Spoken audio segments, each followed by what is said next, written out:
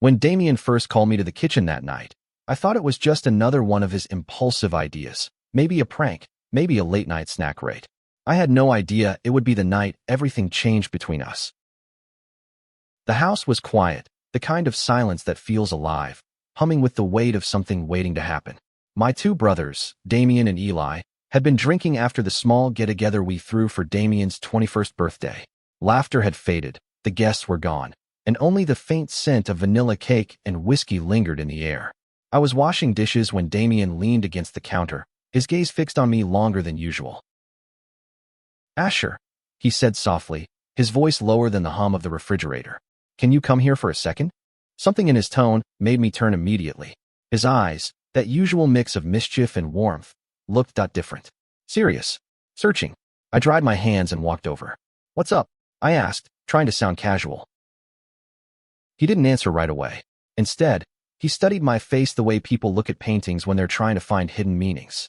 His hand brushed mine, lightly, deliberately, and the air between us tightened. That touch shouldn't have meant anything, but it did. I remember every second like it was branded into my memory.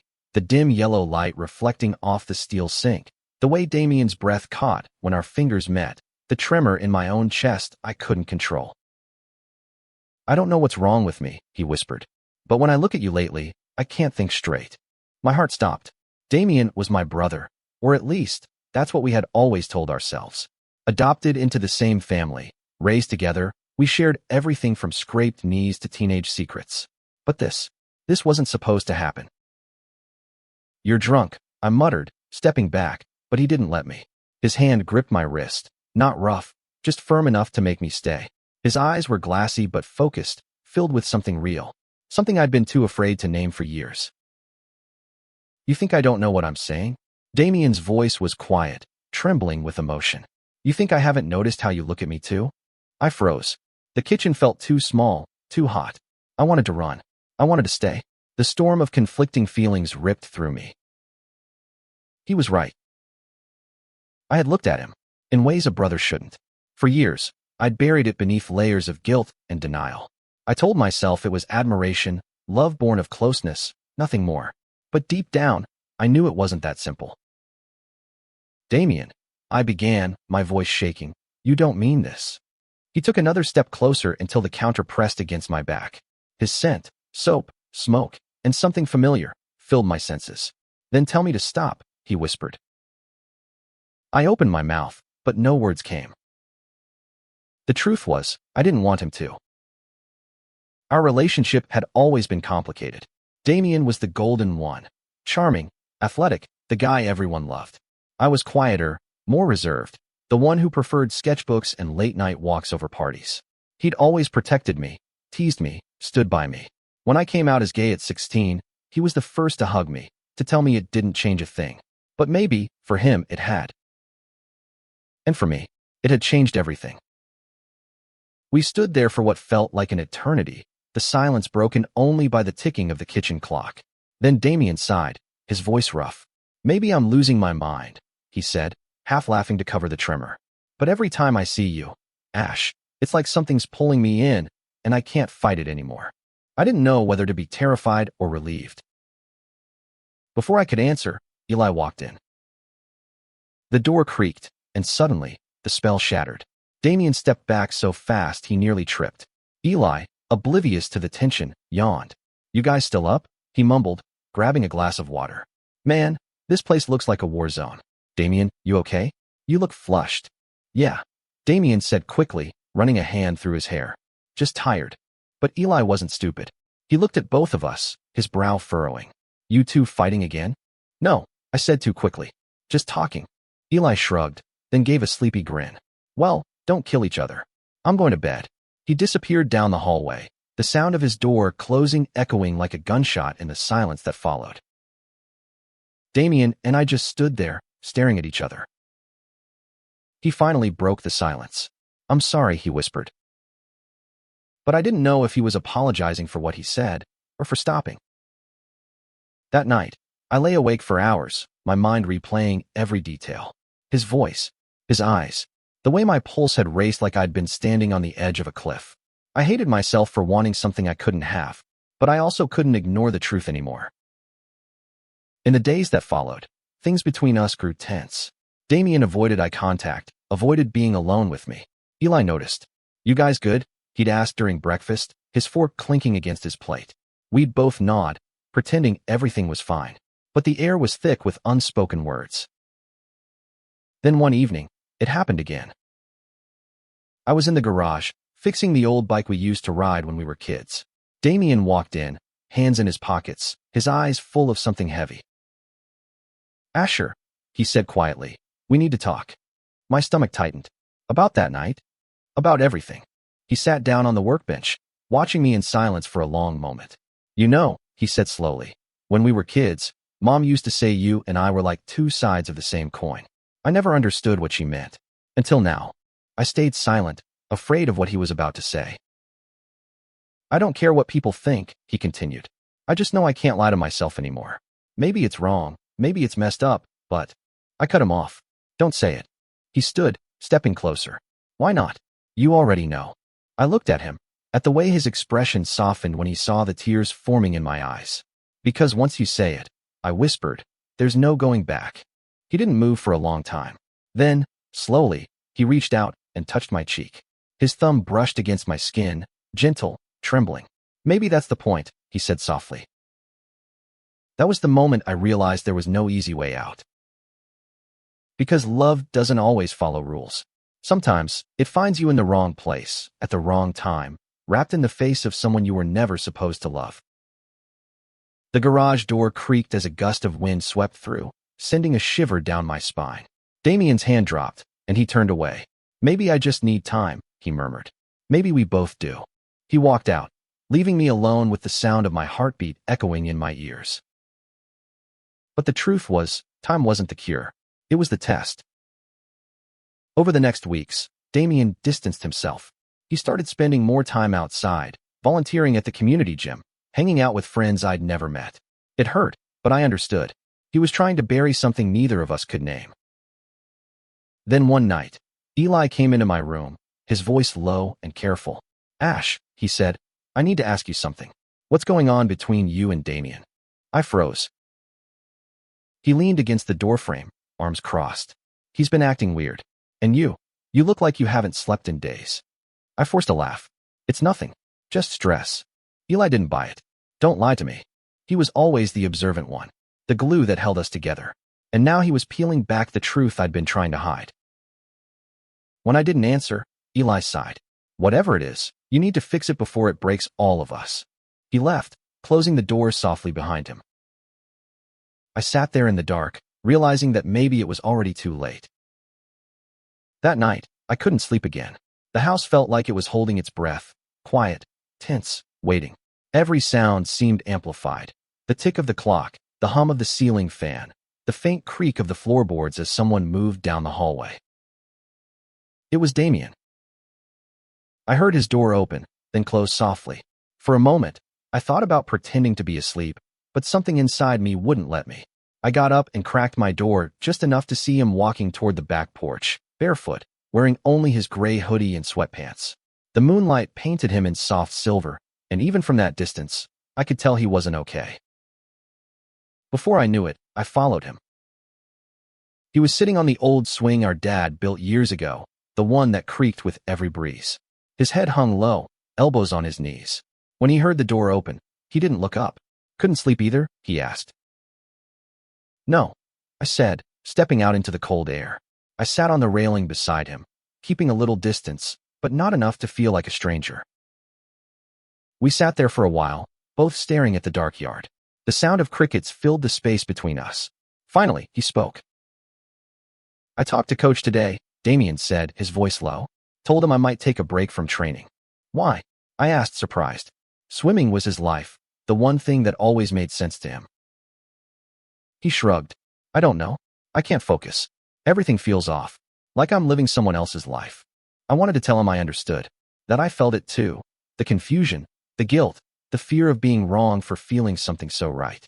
But all I could say was, "It'll pass." He turned to me, his eyes catching the faint light from the porch. "Will it?" he asked.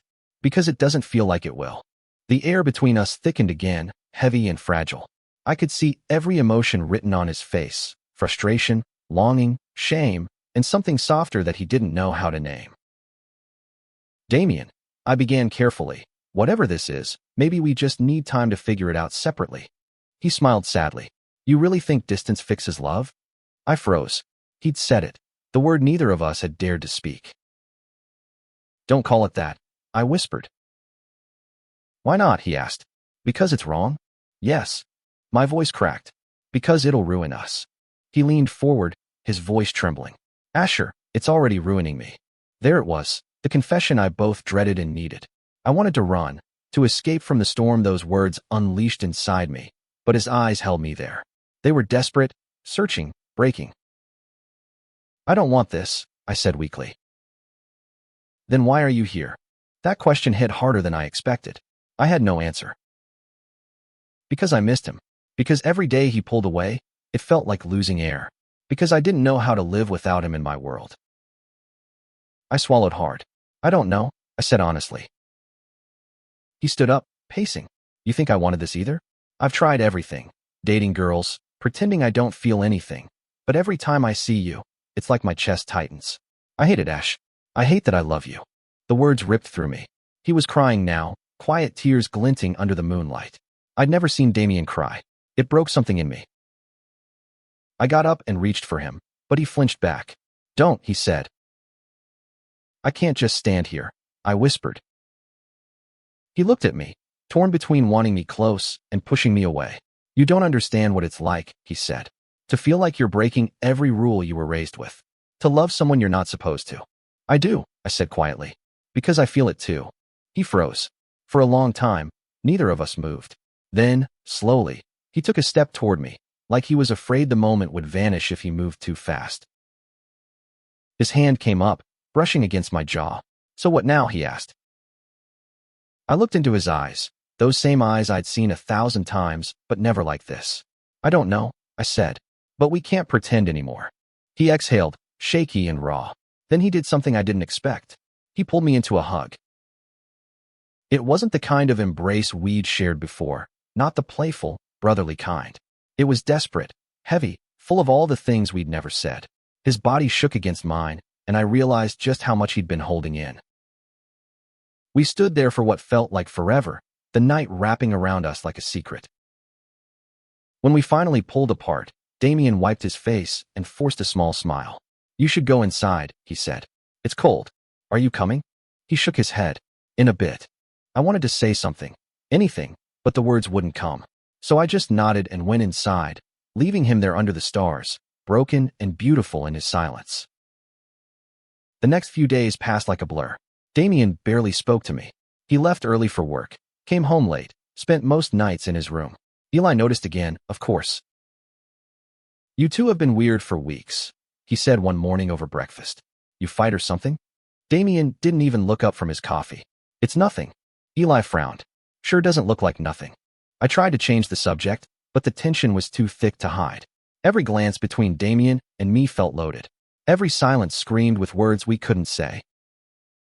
One evening, I got home from class and found Damien sitting on the kitchen counter, staring at the floor. The same counter where everything had started. The sight made my chest tighten. You okay? I asked. He didn't look up. Do you ever wish we'd never met? The question hit me like a punch. What? He sighed. It'd be easier, wouldn't it?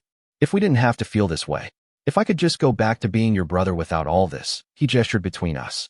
Mess. I stepped closer. You really wish that? He looked up, eyes glistening. No, he admitted. That's the problem. For a moment, we just stared at each other again, like that first night. The tension was unbearable. I wanted to reach for him, to tell him everything would be okay, but I didn't even believe that myself.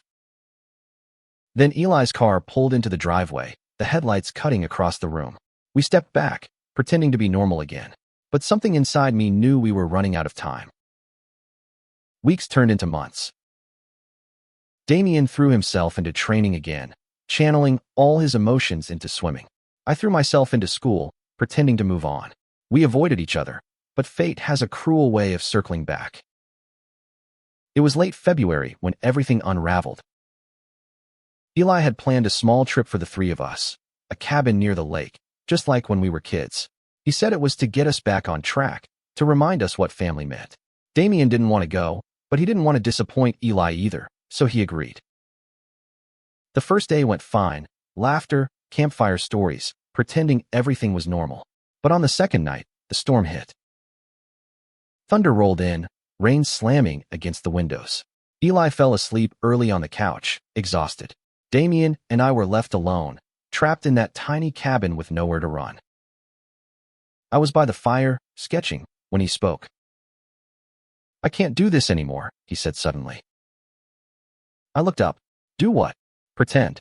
He stood near the window, rain dripping down the glass like tears.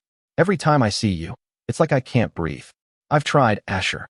I've tried to forget, to hate myself for it, but nothing works." "Damien." He turned, eyes blazing with something fierce and broken.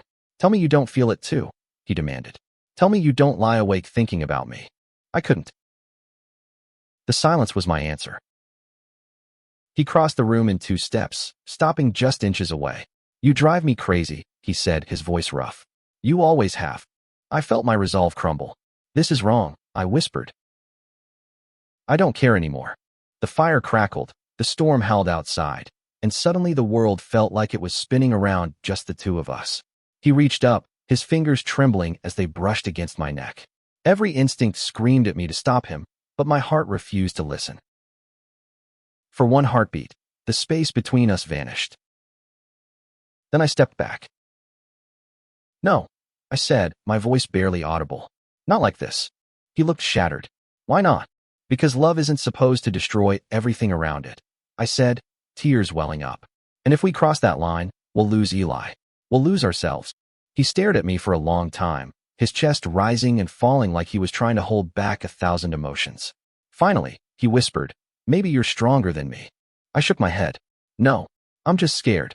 He gave a hollow laugh, turned away, and walked toward his room. Before he went inside, he said quietly, "You're the only thing that ever made sense to me, Asher. And that's what makes this so hard."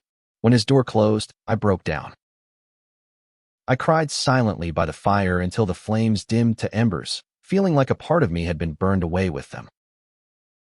Outside, the storm kept raging, and for the first time, I wondered if it would ever stop, or if we were destined to keep living in it forever. The next morning, everything felt different. Damien barely spoke. Eli was cheerful but sensed something off. We packed up in silence, drove home, and went our separate ways. That was the last time we went anywhere together. Weeks passed, then months. Damien moved out, saying he needed space before college started again. Eli stayed busy with work. I kept pretending to live a normal life.